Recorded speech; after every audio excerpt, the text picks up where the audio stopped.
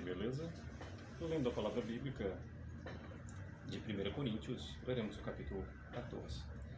Senhor Deus e Pai, muito obrigado pelo teu amor, favor, poder, pela tua presença em nossa vida. Senhor, eu e minha casa serviremos ao Senhor, eu e minha casa serviremos ao Senhor, eu e minha casa serviremos ao Senhor. Com a glória do teu santo e excelso nome, o único digno de adoração. Te amamos e agradecemos ao Senhor. Muito obrigado, Senhor. Tua maravilhosa graça, tuas misericórdias que se renovam a cada momento. Amém. Bem, estamos no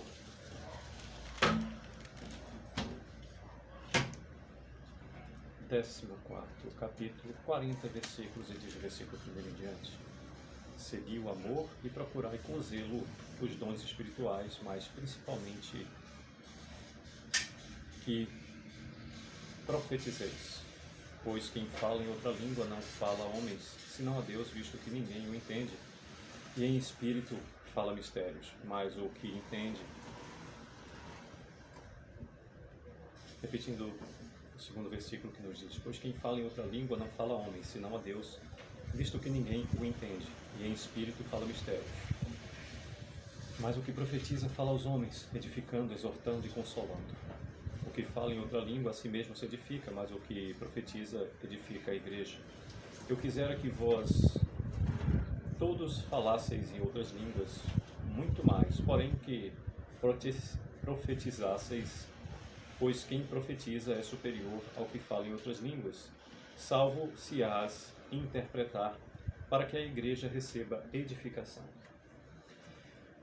Agora, porém, irmãos, se eu for ter convosco falando em outras línguas, em que vos aproveitarei, se vos não falar por meio de revelação, ou de ciência, ou de profecia, ou de doutrina? É assim que instrumentos inanimados, como a flauta ou a cítara, quando emitem sons, se não os derem bem distintos, como se reconhecerá o que se toca na flauta ou em cítara? Pois também, se a trombeta der som incerto, quem se preparará para a batalha? Assim vós, se com a língua não disserdes palavra compreensível, como se entenderá o que dizeis? Porque estareis como se falasseis ao ar. Há sem dúvida muitos tipos de vozes no mundo, nenhum deles, contudo, sem sentido. Se eu, pois, ignorar a significação da voz, serei estrangeiro para aquele que fala, e ele estrangeiro para mim. Assim também vós, visto que desejais dons espirituais, procurai progredir para a edificação da igreja. Pelo que, o que fala em outra língua deve orar para que a possa interpretar, porque se eu orar em outra língua, o meu espírito ora de fato, mas a minha mente fica infrutífera. Que farei, pois? Orarei com o espírito, mas também orarei com a mente. Cantarei com o espírito, mas também cantarei com a mente. E se tu bendizeres apenas em espírito, como dirá o indouto o amém depois da tua ação de graças, visto que não entende o que dizes? Porque tu, de fato, dás bem as graças, mas o outro não é edificado. Dou graças a Deus porque falo em outras línguas mais do que todos vós. Contudo, prefiro falar na igreja 5 palavras com o meu entendimento para instruir outros a falar 10.000 palavras em outra língua. Irmãos, não sejais meninos no juízo. Na malícia, sim, sede crianças quanto ao juízo, sede homens amadurecidos. Repetindo o versículo 20, que nos diz: irmãos, não sejais meninos no juízo. Na malícia, sim, sede crianças quanto ao juízo, sede homens amadurecidos. Repetindo o 20º versículo novamente, com a entonação: irmãos, não sejais meninos no juízo. Na malícia, sim, sede crianças, quanto ao juízo, sede homens amadurecidos. Na lei está escrito: falarei a este povo por homens de outras línguas e por lábios de outros povos, e nem assim me ouvirão, diz o Senhor. De sorte que as línguas constituem um sinal não para os crentes, mas para os incrédulos. Mas a profecia não é para os incrédulos, e sim para os que creem. Se, pois, toda a igreja se reunir no mesmo lugar e todos se puserem a falar em outras línguas, no caso de entrarem indultos ou incrédulos, não dirão porventura que estáis loucos?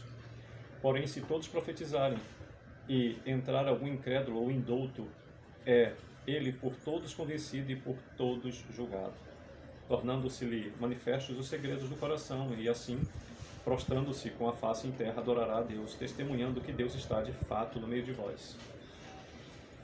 Que fazer, pois, irmãos, quando vos reunis? Um tem salmo, outro doutrina, ele traz revelação, aquele outra língua. Repetindo o versículo 26. Que fazer, pois, irmãos, quando vos reunis? Um tem salmo, outro doutrina. Este traz revelação, aquele outra língua, e ainda outro interpretação. Seja tudo feito para edificação.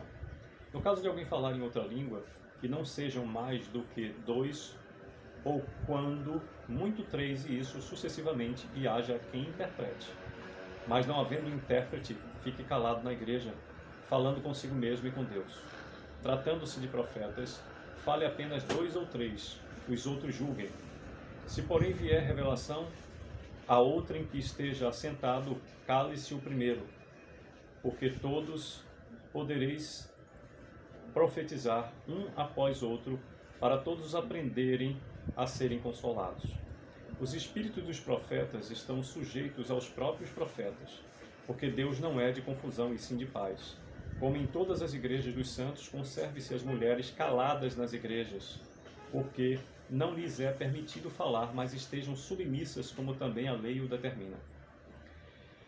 Se, porém, querem aprender alguma coisa, interroguem em casa a seu próprio marido, porque para a mulher é vergonhoso falar na igreja. Porventura, a palavra de Deus se originou no meio de vós, ou veio ela exclusivamente para vós outros?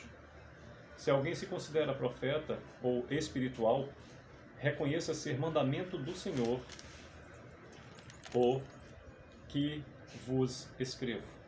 E se alguém o ignorar, será ignorado. Portanto, meus irmãos, procurai com zelo o dom de profetizar e não proibais o falar em outras línguas. 40º e último versículo do capítulo 14 de 1 Coríntios nos diz: tudo, porém, seja feito com decência e ordem. Pois bem, por meio desses 40 versículos, nos fala o capítulo 14 de 1 Coríntios sobre o dom de profecia é superior ao de línguas, do versículo 1 com ênfase até o 19, nos fala dos dons em face dos visitantes na igreja, ênfase do versículo 20 até o 25, a necessidade de ordem no culto, do versículo 26 até o 40. Pois bem, por meio de todo o capítulo 14, aqui nesta epístola de Paulo aos Coríntios, existem ordenanças organizativas e direcionamentos no ponto de vista daquele que vos fala, passível de reflexão, sobretudo quanto à necessidade de reverência em tudo que envolve a presença do Senhor, tal qual nas nossas vidas, nas nossas ações, na nossa conduta, bem como e principalmente num templo onde 2 ou mais pessoas ali estiverem em um nome do Senhor. Que Deus a todos abençoe e proteja, é o que desejo para a minha vida, para a vida de cada um dos meus familiares, nossa família consanguínea, nossa família cristã, nossa vizinhança e respectiva parentela, as pessoas em que Deus tem se colocado como instrumento dele nas nossas vidas, as pessoas que Deus tem se colocado em nós como instrumentos dele para estas vidas, as pessoas que nós temos contato na vida do dia a dia, pois saibam, meus irmãos, amigos, estamos sendo observados o tempo todo, julgados o tempo todo, inclusive e principalmente por aqueles que nem deveriam julgar, pois aquele que julga efetivamente fala mais sobre si do que daquele que observa. Mas já que estamos sendo aí colocados à vista porque a luz nos ilumina, estejamos atentos para sermos diante do Senhor aprovados. Eu acho por vezes interessante quando vejo escrito em algum lugar: Deus é fiel. Que novidade há nisso? Que Ele é fiel, todos sabem. A nossa preocupação seja: eu sou fiel com Deus? Que Deus a todos abençoe, é o que desejo. Também a você que acessar essa mensagem neste ou em qualquer tempo. Sucesso.